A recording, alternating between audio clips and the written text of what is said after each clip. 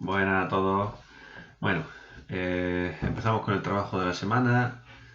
Ahora, esta semana vamos a trabajar la primera parte con proporcionalidad inversa, ¿vale?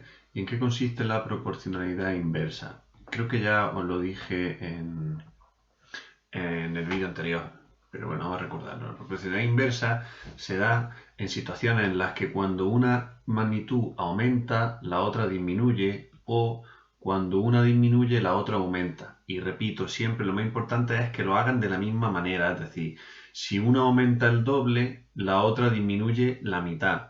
Si una disminuye la tercera parte, la otra aumenta el triple. Por ejemplo, vamos a poner un ejemplo que sea fácil de entender y que, bueno, lo voy a encontrar en algunos problemas, ¿no? En algunos ejercicios. Por ejemplo, si ahora en el confinamiento, en una casa de 2 personas, yo tengo comida para 3 semanas, por ejemplo, ¿vale? ¿Qué pasaría si en lugar de 2 personas son 4 personas?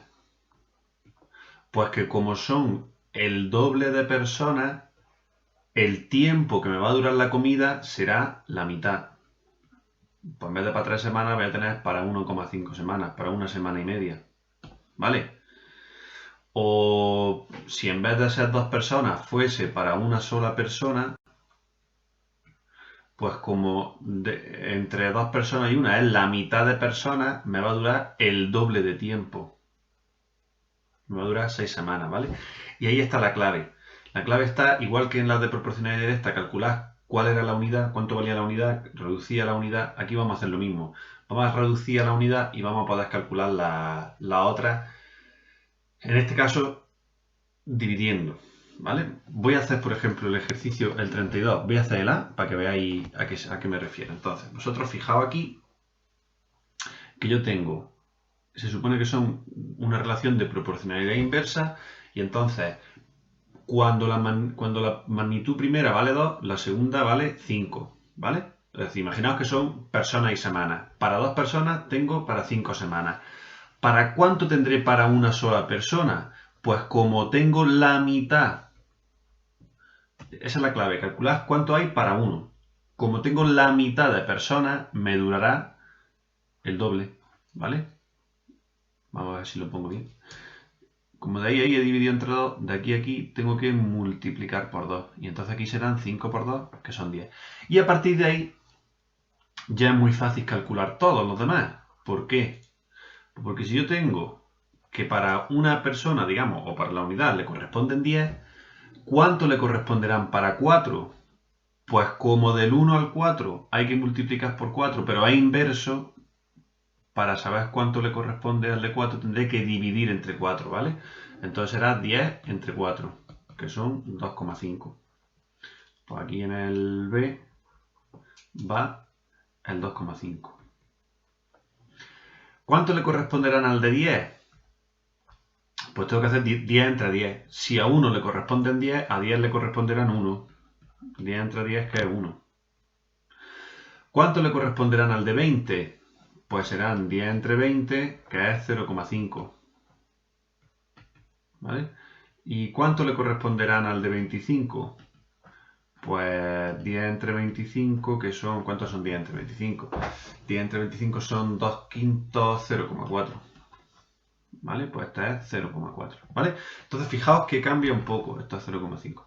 Cambia un poco con respecto... Bueno, cambia bastante con respecto al de la proporcionalidad directa. Si uno aumenta, el otro disminuye y de la misma forma. Entonces la idea es coger primero, calcular cuánto vale la unidad, ¿vale? Pues si tengo 2, si para 2 se corresponde con el 5, para el 1 se corresponderá, el 1 que es la mitad de 2 se corresponderá con el doble de 5. Y luego una vez que vais del 1 a los demás, pues como el 1, para ir hacia los demás hay que multiplicar, pues lo que hay que hacer por aquí es dividir. ¿Vale? Entonces aquí en este, aunque no me lo pregunten, yo calculo el de la unidad. Y aquí lo mismo, como en el ejercicio que hicimos el otro día. Yo calculo el de la unidad, porque es el que me va a dar la información. ¿Vale? Claro, tenéis que tener en cuenta también, porque por ejemplo estoy viendo aquí, claro, aquí tengo un 3, es una cifra muy baja. Entonces, para pasar del 40 al 1 hay que dividir entre 4, ¿vale?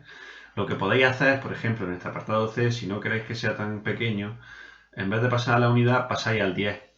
Del 40 al 10 hay que dividir entre 4, ¿vale? Pues aquí habrá que multiplicar por 4, ¿vale? O como queráis. No sé, también podéis pasar al 1, sí, dividir entre 40 y luego multiplicar por 40. Como queráis. Venga, vamos a hacerlo con lo de la unidad, que queda más para que lo tengamos todo. Venga, hacer el de la unidad y ya está, ¿vale? Y este es parecido al que hicimos el otro día, pero con proporcionalidad inversa. Y luego pues aparecen los problemas. Dice, escribe una tabla en la que indica el tiempo que tarda un coche en hacer un recorrido de 1 a 4 horas. Es decir, pues una tabla en la que aparezcan 1, 2, 3 y 4. Aquí está el tiempo en horas, ¿vale? Siempre hay que poner las unidades. Y luego,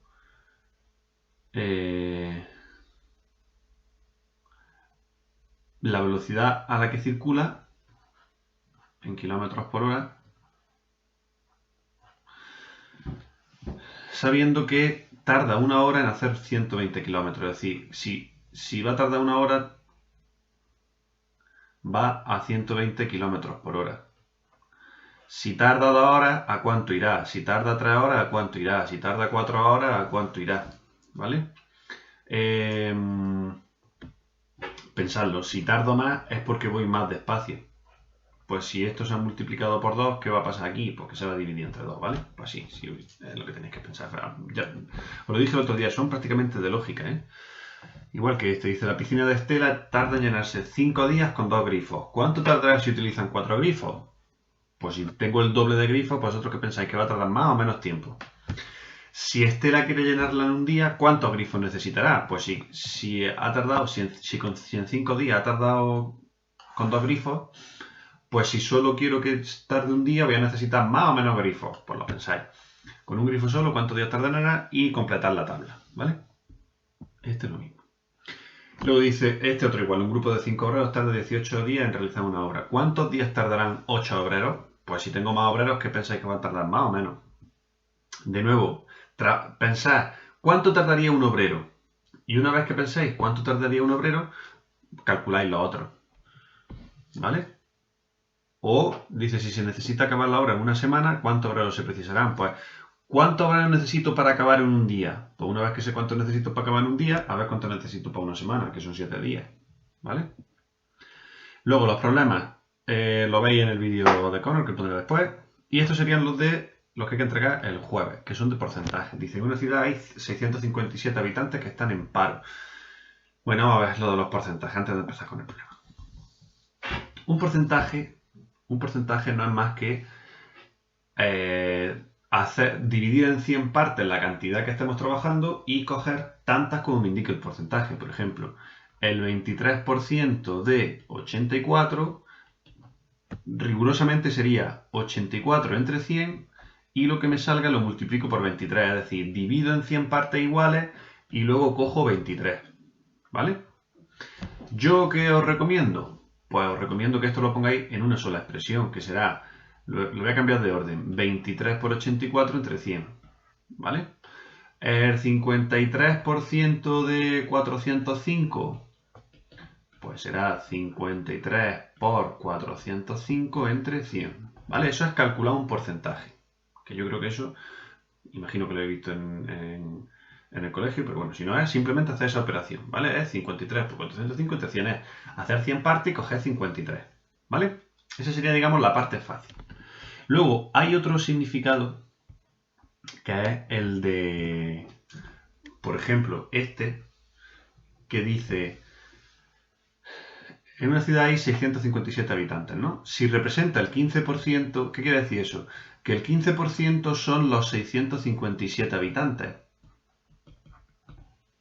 ¿vale? Lo que me estarán preguntando es, ¿cuántos son el 100%? Lo que me están preguntando es, ¿cuántos representan el 100%? Vale. Pues podéis tener, aquí se puede hacer de varias maneras, pero podéis tomar en consideración una situación que es que los porcentajes son proporciones directas, son directamente proporcionales, ¿vale? Entonces, ¿qué puedo hacer aquí? Porque si yo quiero saber cuánto es el 100%, pues calculo cuánto supone el 1% y luego lo multiplico por 100, ¿vale? Y ya obtengo el 100%. Esa sería una opción, ¿vale? Intentad pensarlo así. ¿Qué es lo que habría que hacer en este ejercicio 45? Calculáis cuánto supone el 1% y luego multiplicáis por 100. Dice, el precio de una lavadora es sin IVA de 456,32. ¿Cuál es el precio final para aplicarle el 21% de IVA? Aplicarle el IVA es que calculo el 21% del precio en general, el 21% del precio, y luego se lo sumo a ese precio. ¿Vale? El precio era este, pues calculo el 21% de ese precio y lo que me dé se lo sumo. Y ese será el precio final, así es como se hace, así es como se le añade el IVA a las cosas. ¿Vale? Eso es como calcular un porcentaje. En el 22 calcula los siguientes porcentajes, pues es lo que hemos dicho. Creo que el 22 era hasta el D, ¿vale? Estos dos no tenéis que hacerlo. Pues el 35% de 490, pues 35 por 490 entre 100, ¿vale? 35 por 490 entre 100. Y lo que os salga. Y así con todo. 24% de hecho, por 24 por 864 entre 100. Y así. Siempre que el porcentaje, vamos a ver, el porcentaje en principio tiene que ir del 0 al 100%. Hay algunas situaciones en las que aparece un porcentaje que aparece más grande del 100%. A mí esa expresión no me gusta porque los porcentajes son 100 partes y de esas 100 partes coges las que sean. Pero bueno, si el porcentaje es más pequeño que el 100%, el resultado tiene que ser más pequeño del total. Es decir, si nosotros hacemos el 35% de 490, estamos cogiendo una parte de 490. Entonces, el resultado que me salga aquí tiene que ser más pequeño que 490, ¿vale? Si os sale más grande, pues es que os había equivocado, ¿vale? Bueno, ese sería como el que hemos dicho. Y luego hay otra forma de hacer porcentajes, que es calcular qué porcentaje representa una cantidad, ¿vale? Como por ejemplo, ¿cuánto representa? Si yo cojo, imaginaos que son caramelos, si yo cojo 12 caramelos de 72, ¿qué porcentaje representan los caramelos que he cogido? Pues eso hay que hacerlo de la siguiente manera. Hay que hacer la cantidad que hemos cogido entre la cantidad total y luego multiplicarlo por 100, ¿vale? Es la forma más fácil de entenderlo, ¿vale? Y lo mismo con los demás. La parte entre el total y luego por 100, ¿vale? Esa es la idea de lo que tenéis que hacer en este ejercicio. Y nos queda por aquí otro problema que es de proporcionalidad inversa, pero que lo hacéis el jueves, que ahora lo explicará Connor, ¿vale? Pues venga, a intentarlo. Hasta luego. Good afternoon, everyone. My name is Connor Bradley, and today we are going to work with problem set 3. Problem 1. A farmer has enough grain to feed 50 cows for 10 days. He sells 10 cows. How many days will the grain last now? Okay, so a farmer has enough grain. So a farmer obviously is a granjero. He has enough grain. Grain could be maíz, trigo, could be a bunch of cualquier tipo de cereal. To feed is alimentar, okay, or dar de comer, alimentar, 50 cows for 10 days. So we have 50 vacas para 10 días. He sells 10 cows.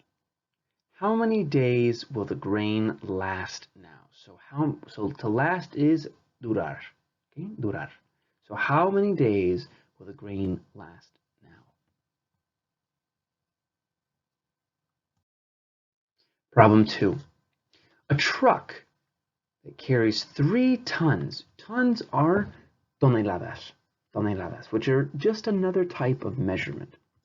Needs 15 trips to carry a certain amount of sand. So here we have our sand. Sand is arena. And it has 15 different trips. Okay, it can carry 3 tons each trip. How many trips are needed to carry the same amount of sand with another truck that carries 5 tons? Okay, and carries is llevar. Okay, llevar. Or you can say transportar in this case, because it's transporting, okay, the sand. So here we have our truck that carries 3 tons, and here we have our truck that carries 5 tons. Okay? So how many trips does the second truck have to take if it carries 5 tons of sand? Okay? I hope you have found this interesting. If you have any questions about the English, just let Luis know, and I will make any changes that you need. Enjoy the rest of your week.